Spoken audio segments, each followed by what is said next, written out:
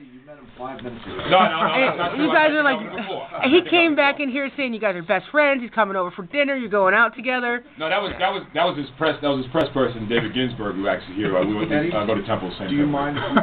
Can we talk? Yeah. Governor, I was going to say. Please, Governor, as long as you're here, please have a word to say. It's great to be on the program this morning, and good to see that you all are so lively at 8:30 in the morning. I don't know how you do it. You should have been here at 5.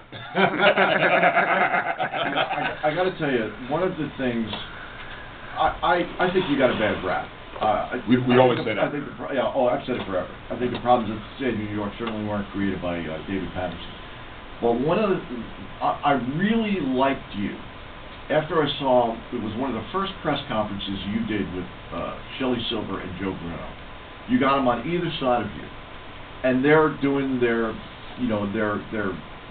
nitpicking stuff, nonsense. And you take your head and you put it in your hands. And I was like, I like you had enough. Yeah. Can't think of how I've felt for the last 3 years.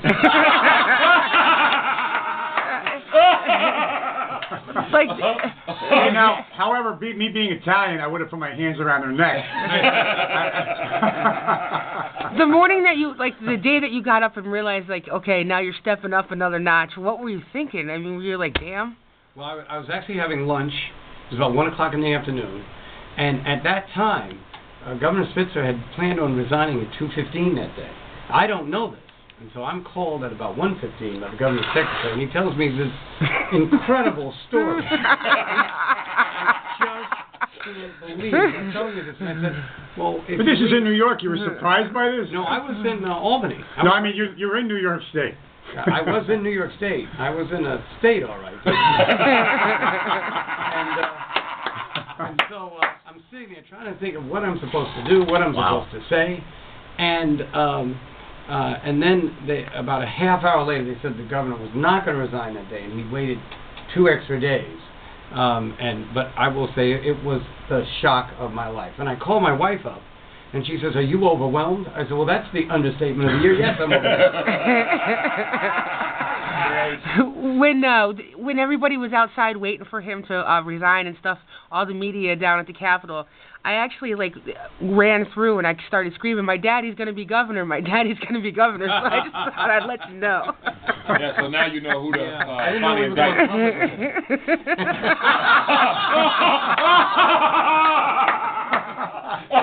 Well, I own a home in Guilderland, and my wife painted the door of it lime green, and I was like, "Is that the color our front door should be?" Well, it was on national television because the media came in front of my house.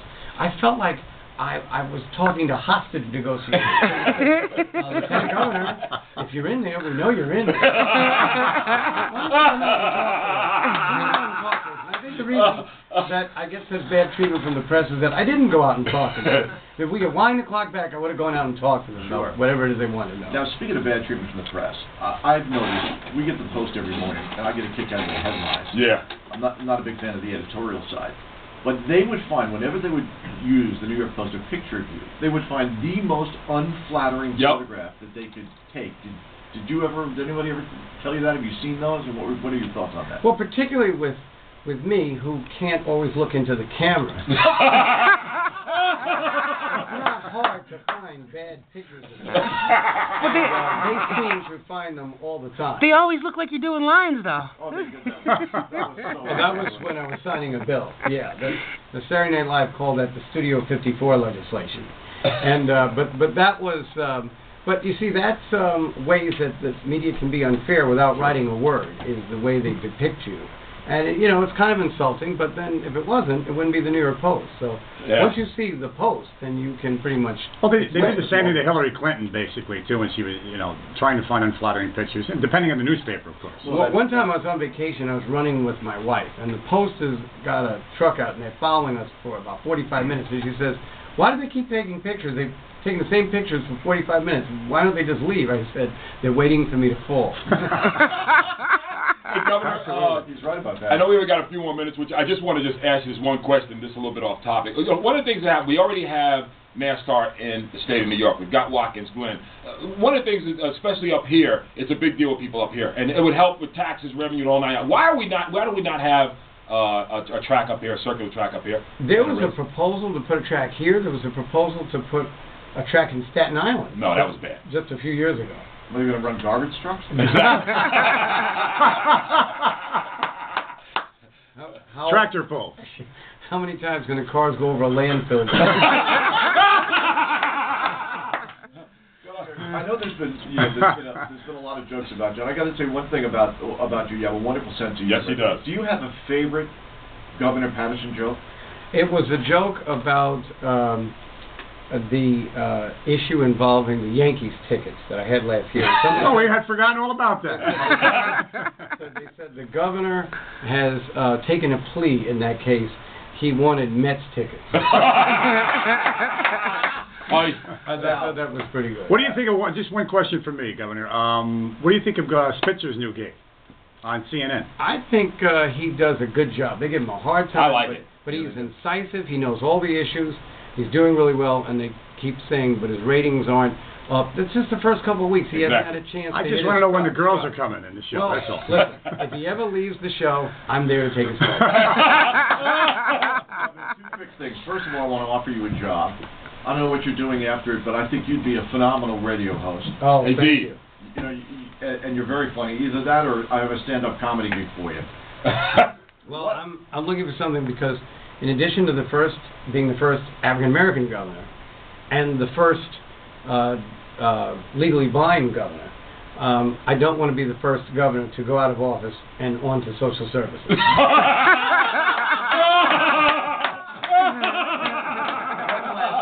Oh, you didn't say that. What is your favorite charity? Oh, yeah. My favorite charity? I don't know that I ever really thought about that. Well, I'll tell you what. I mean, when we would have a little fun with you, there was a song that I would play that was talking about you. You have to let him hear it outside. And Eddie said he would not. I said you will not play that song with the governor here. And it's not. Can you hear it outside? Can you grab some headsets? Grab the headsets and let the governor just hear this. Okay. I said he would not play this while you were here. Now, Governor, keep in mind that $50 is going to charity. The charity. So whenever we would talk about you, just so you know, I'm completely out of the loop on this. I just walked in. That's right. Let's hear it.